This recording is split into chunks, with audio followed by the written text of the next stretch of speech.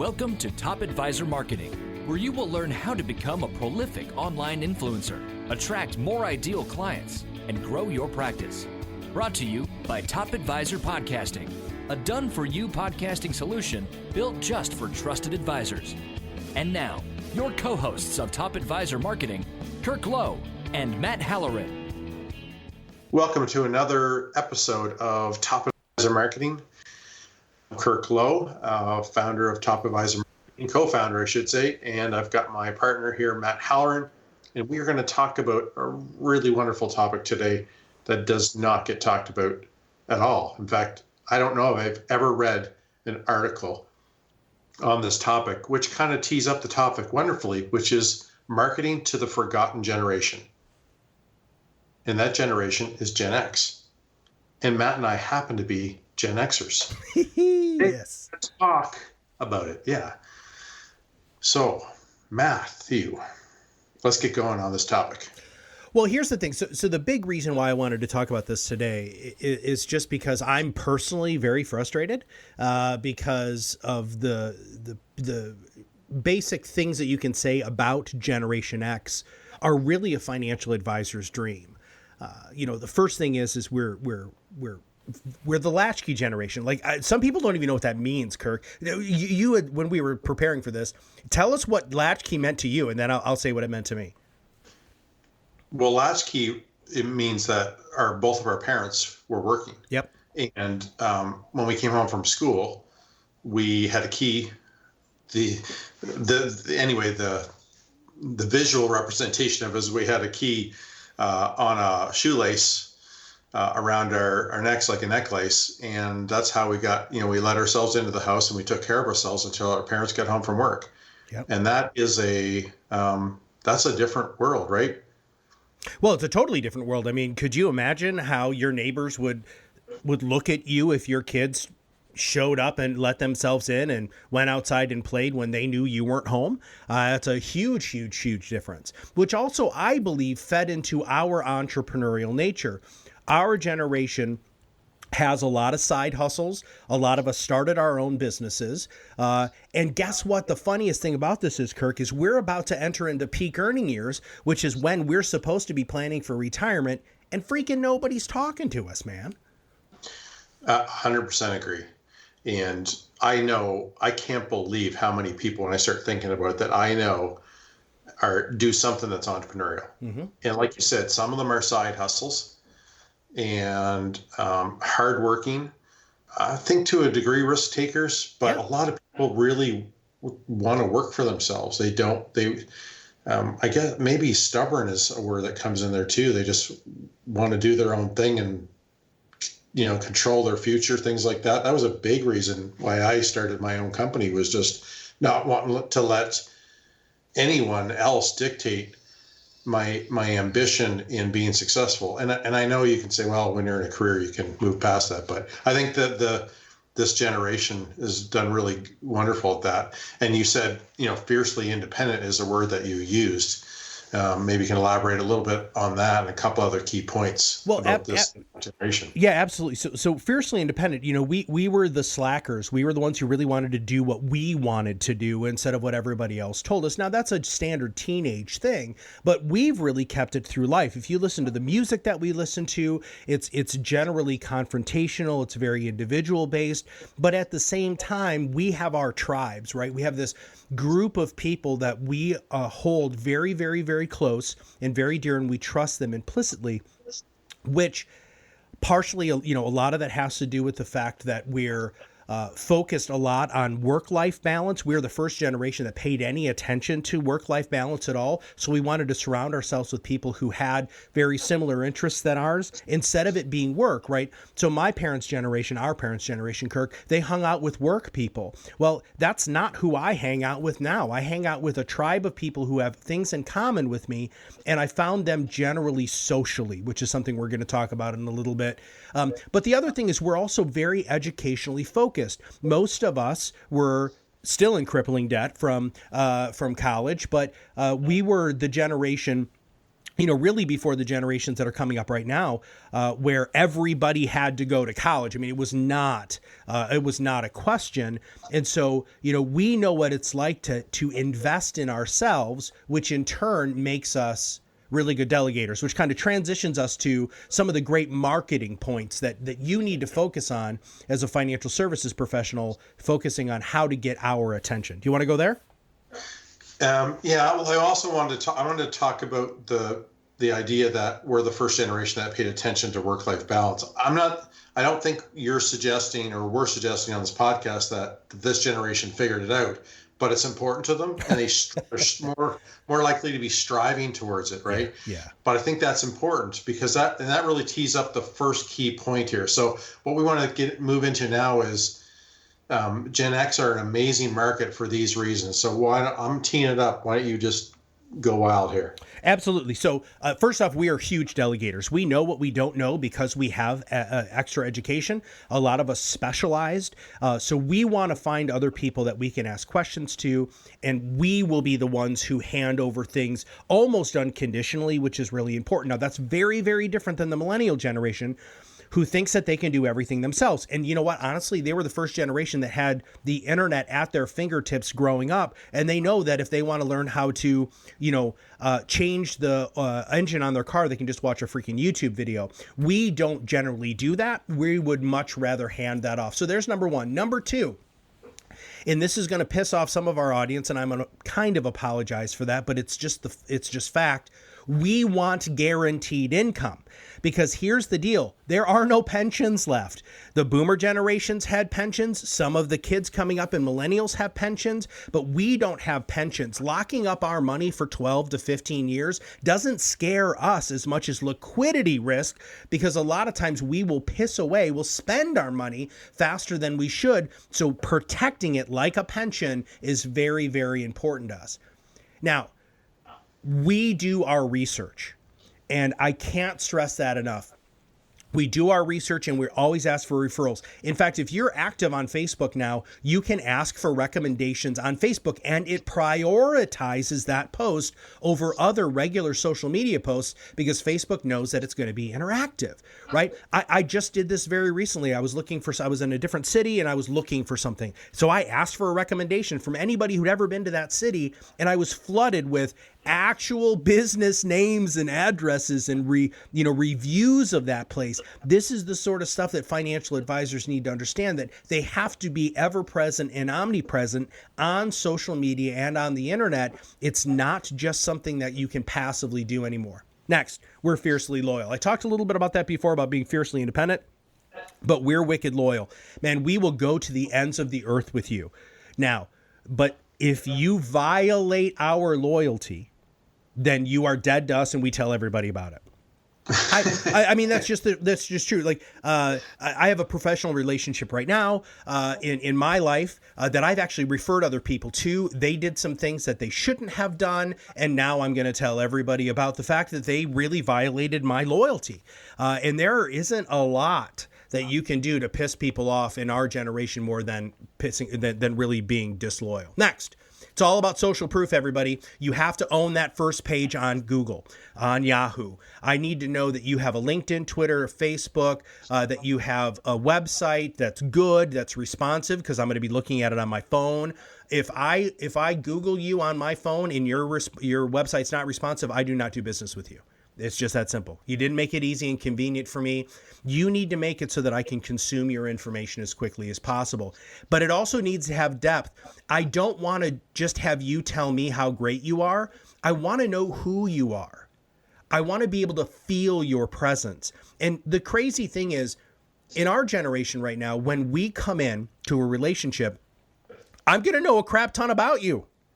I'm going to know who you are. I'm going to know where you went to school. I'm going to know what you like to do for fun.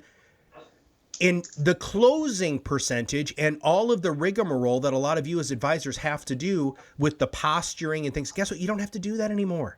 You don't have to, because my generation doesn't care. We're going to find out. But the flip side of that is, Kirk, is very simple. If I can't find that information about you, I'm not going to do business with you. I wonder, Matt, if if because I'm of this generation that so many years ago I figured out that when I was building websites and doing brands for advisors, that if I after I was writing all this copy, I realized everybody sounds the same, and I'm not sure how long people are going to believe this, because I don't. And I started pushing people. You got to have depth. So you got to write a white paper. You got to have a process. You got to think about writing your own blog, doing video, podcasting, whatever it is. You got to get this stuff. You got to create this depth. Yep. And I wonder if my entrepreneur spirit background, all the characteristics you're talking about of Gen X, had an impact on me actually being better at that kind of marketing, if you know what I mean. So anyway, that's all wonderful points. Well, now I want to just touch on a couple, because something just happened there on your computer while we're recording that's perfectly applicable, which is we're plugged in. We're plugged in, everybody. My phone rings on my desktop. Well, I know, but see, the thing is we are plugged in. So you need to communicate with us where we're plugged in. And we're going to talk about that just a little bit more, because we're very, very digitally savvy. I just got 2 other quick points, and then we're going to go ahead and jump on to solutions. Now, so first one. We're wildly open-minded. So all of the stuff that's happening culturally started with us. We saw the hippie generation, who is the boomers, who ended up not taking any action at all on any of the social issues they seem to have supported strongly when they were teenagers. We took that mantle up, and really all of the major... What? Don't annoy all the boomers listening to this podcast. Well, I mean, okay, there are some who have done that, and I really do truly appreciate it, and those are the ones that we looked up to, but the majority of them haven't, and boomers can self-identify with that. They're the Reagan generation, dude. It's just, that's just how they were raised, differently than how we're raised. Now, not only were we really the first generation who really looked at work-life balance. Now, we haven't solved it yet, but we were the first ones who started paying attention to it. But we're also very purpose-driven, right? Like Kirk, I know your kids are very socially active. My kids are very socially active. We've also been emulating to some of the millennial generation because of our actions as Generation X. Those are really important. So when I'm looking at your website, or I'm listening to your podcast, or I'm following you socially, I need to see that you have depth to you socially and societally. Whether I agree with your position or not isn't as important as the fact that you have a position. Yeah. It's interesting because when we're building brands for companies,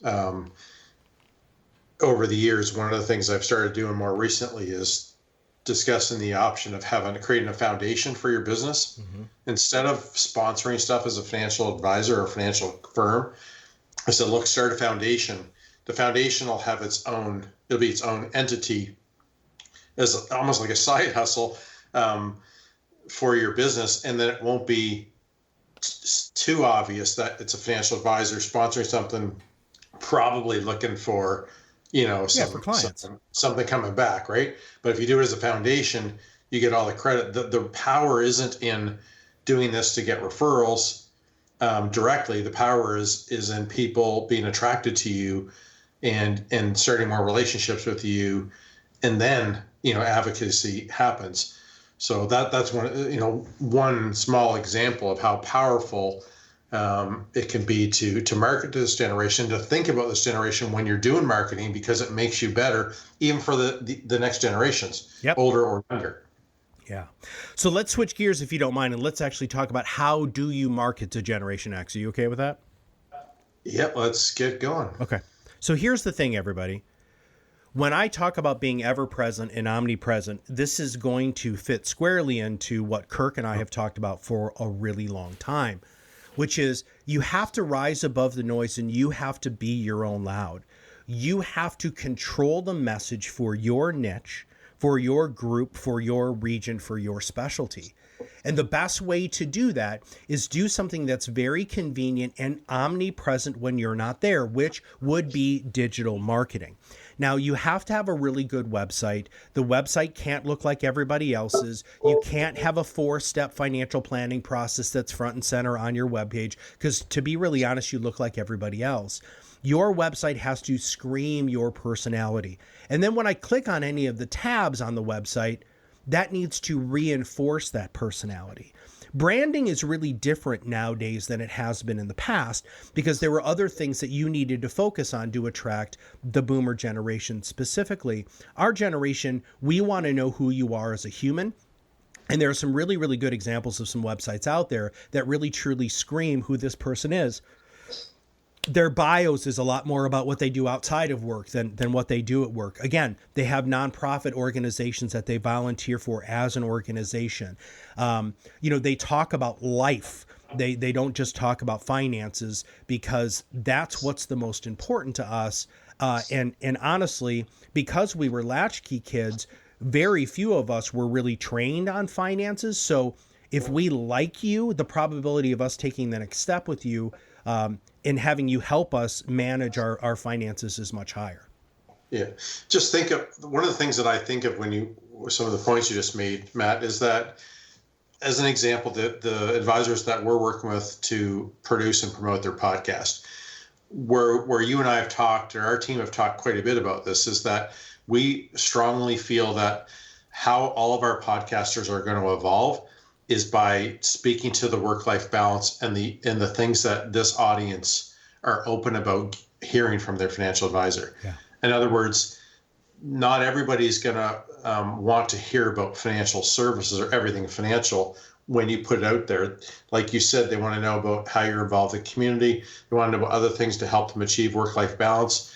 And if you're going to start marketing to any generation, and particularly this generation that's up and coming and going to be controlling wealth in the countries we live in, is going to be helping them get to what they've always wanted to be better at, which is work-life balance and things like that, right? Yep. And being avid learners and being digitally savvy and being open-minded and being purpose-driven. Think about all these things when you think about your marketing. How do you get there? And you are going to have to be open-minded about this yourselves. Yeah. You have to move to a new place that maybe you can have the yoga instructor come talk about it, and then maybe you put together, a yoga class for everybody to try, and you organize it and fund it. There's all kinds of neat things that you can do to engage in how people want to be engaged. Yes. So the yoga thing's a perfect example. And so we have a 3-part process that we take our clients through, which is entirely based off of everything Kirk and I have been talking about today. So first off is getting your thought leadership in the can. We do this by scaling your credibility, by building that thought leadership foundation, having you get what makes you unique and different from a financial services perspective in the can for the first 6 to 12 podcasts. Then that next phase is when you start interviewing other people, right? This is the most important switch. And this is what Kirk and I have done to really, truly build Top Advisor Marketing is we're consistently interviewing other people within industries that are like ours, because we know that not only do I get to ask people really good questions, and I, as the podcast host, or Kirk as the podcast host, we get to learn from other people, which is super fun, right? You get to do that. As an advisor, don't just interview CPAs and estate planning attorneys. Also interview the freaking yoga instructor, a retirement coach, a great chef, local business people who are in the community who have some notoriety. Interview the person who runs the local AAA hockey or baseball team. This is the sort of stuff that are going to have people endear themselves to you. And since you already have your thought leadership in the can, early on, I'm going to know that you're a financial advisor. That's not really the point. The point is now I'm starting to get more brand depth. And then Kirk came up with something a little while ago that was freaking awesome, which is the 12 by 20. And the 12 by 20, or is it 10 by 20? Doesn't matter. It doesn't matter. I think it was a 12 by 20. So what you're going to do is you're going to find 12 specific hobbies that you want to dive into more deeply, like what Kirk was talking about. And then you're going to find 20 people within each of those categories. And you're going to not only interview them, but you're going to target them specifically with that information, and then ask those 20 people to continue to introduce. This is absolute brilliant marketing because it talks to our generation. Our generation, that's exactly how we're going to do business with people like you, is from those concentric circles. So here's the deal. Go ahead. Yeah, I'm going to explain that one again, just so it's clear. Okay. You're on a mile a minute. Nobody's going to have to hit the 1.25 or the 1.5x, by the way, which I think is great. But the 10 by 20 is you find 10 people who that your clients know that are experts in categories or topics that are relevant to maybe your audience. So maybe finding a work-life balance. Maybe it's a coach, a life coach. Maybe it's somebody who who's an instructor of private aircraft or flying.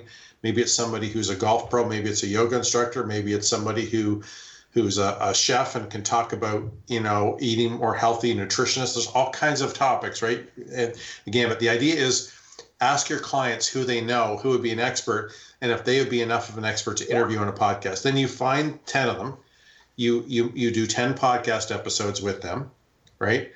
I think we had done 12 because 12 was once a month. You could interview them and then do your own, which is 24 podcasts a year. But anyhow, so then you interview each of those. And then but when you talk to that client and the person you're going to interview, what you want is to extract 20 names of people that are in their circle that you can reach out to and connect with on LinkedIn and introduce the fact that you're going to be interviewing them, that you interviewed them and you have an episode with them. So what you want to do is you want to get connected to people who are doing that yoga class, who are part of their yacht club, part of their tennis club, things like that, if that makes sense. So what you're doing is you're infiltrating a new topic, an expert, and then you're expanding to get a hold of their network. And that 20 could easily turn into 100 or 200, things like that, with a couple of them, and that's good marketing, right?